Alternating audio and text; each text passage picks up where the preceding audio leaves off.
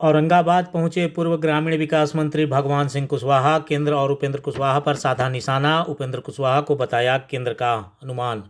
गया शिक्षक निर्वाचन क्षेत्र से पार्टी के उम्मीदवार का नामांकन कराकर मंगलवार को 2 बजे औरंगाबाद पहुंचे पूर्व ग्रामीण विकास मंत्री सह जदयू के प्रदेश उपाध्यक्ष भगवान सिंह कुशवाहा ने बिहार की मौजूदा राजनीति में अपनी प्रतिक्रिया रखते हुए केंद्र सरकार पर चौतरफा वार किया है। उन्होंने कहा कि केंद्र सरकार लालू, नीतीश और तेजस्वी के गठबंधन से खार खा रही है और महागठबंधन की पूर्णिया रैली के बाद डर सी गई है। यही कारण है कि ईडी और सीबीआई के द्वारा राजद नेताओं को तोड़ने का काम कर रही है, जो कि संभव नहीं है। केंद्र ईडी का इस्तेमाल राजनीति की तरह कर रही है। उन्होंने कहा कि तेजस्वी यादव ने ताल ठोक कर ईडी से सवाल किया है और कहा है कि वह यह स्पष्ट करे कि छापेमारी में क्या मिला, मगर ऐसा नहीं कुछ स्पष्ट किया गया।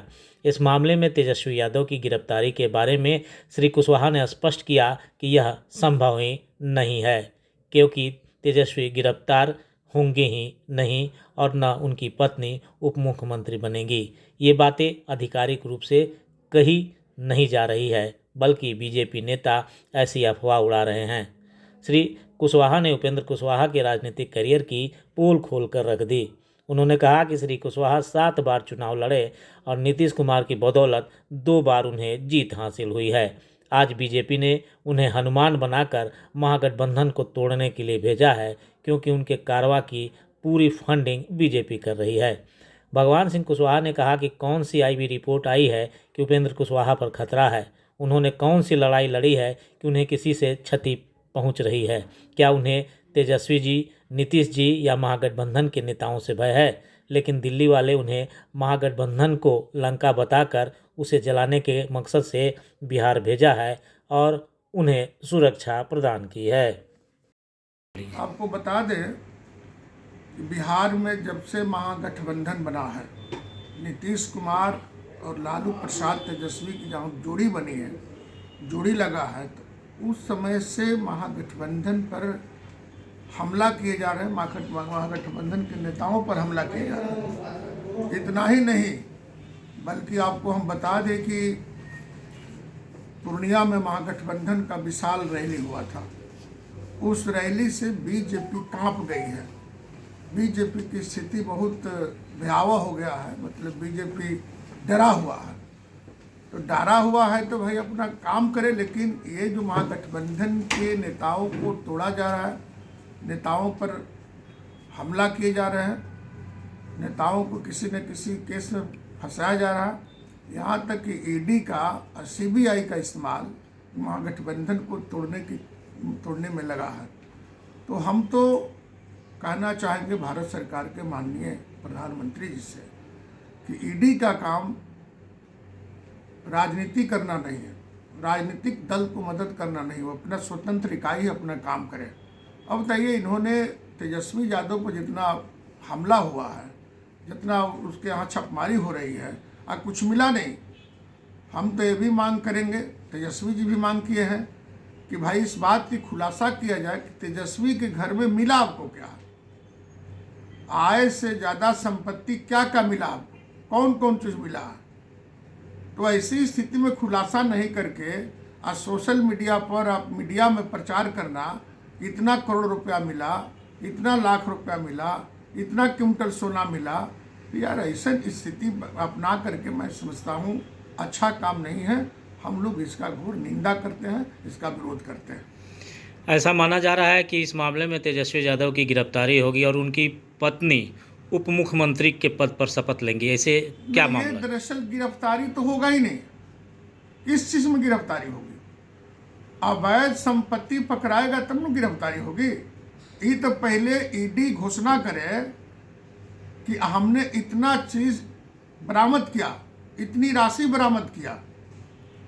ये तो अधिकृत रूप से किसी का बयान नहीं आया है, किसी पदाधिकारी का नहीं आया है, बल्कि ये जो बयान आ रहे हैं बीजेपी के नेताओं को आ रहा है, सरकार में रहने वालों को आ रही है।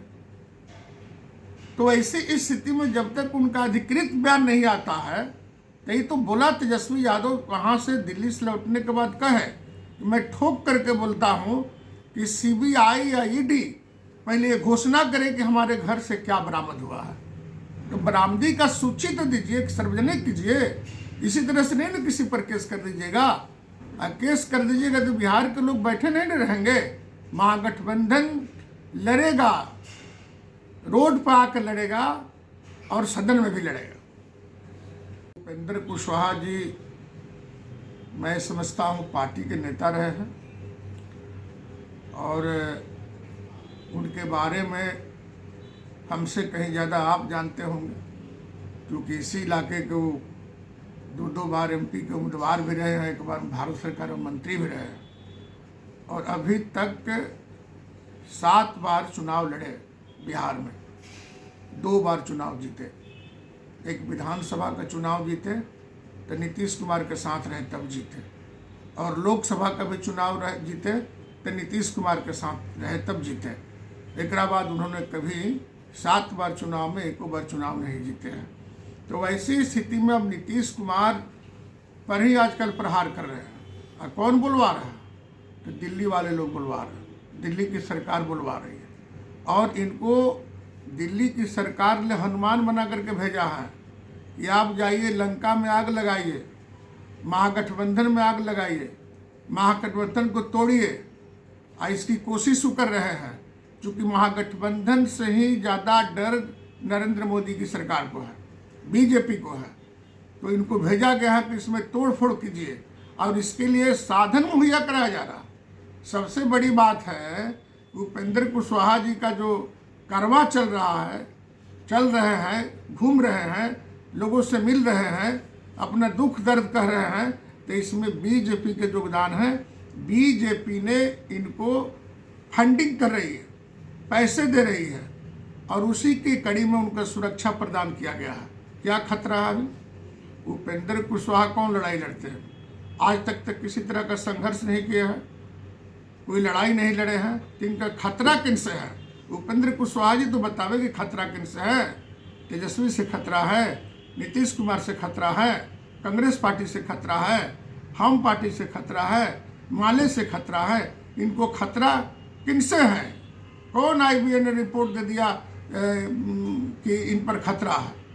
तो ये बीजेपी का हथकंडा है। बीजेपी कई तरह का से जोड़ लगा रही है कि किसी तरह से गठबंधन की जो ताकतें हैं उसको कमज़ोर करने की बीजेपी कोशिश की रही है। उसी कोशिश की कड़ी है उपेंद्र कुशवाहा जी। आगामी लोकसभा चुनाव में तो मैं समझता हूँ नरेंद्र मोदी की हवा खराब है। और बिहार से आकलन कीजिएगा, उत्तर प्रदेश से आकलन कीजिए, बंगाल से कीजिए, झारखंड से कीजिए, पूरे देश में नरेंद्र मोदी ने जो भी वादा किया था देश की जनता के सामने, चाहे प्रत्येक वर्ष 2 करोड़ लोगों को नौकरी देने को वादा किए थे, महंगाई पर कंट्रोल करने के लिए वादा किए थे, सीमा सुरक्षा की रक्षा करने के लिए वादा किए थे, सद्भावना बनाने के लिए वादा किए थे, सब चीज़ों में फेल है। तो वैसी इस स्थिति में भारत सरकार की स्थिति 2024 में ठीक नहीं रहेगा। और ख़ास तौर से बिहार में महागठबंधन की ताकत मजबूत हुई है। महागठबंधन की ताकत इसलिए मैं मजबूत बोल रहा हूँ कि सभी 7 दलों का महागठबंधन है, सभी वोटर एक है, वोटरों की ताकत है।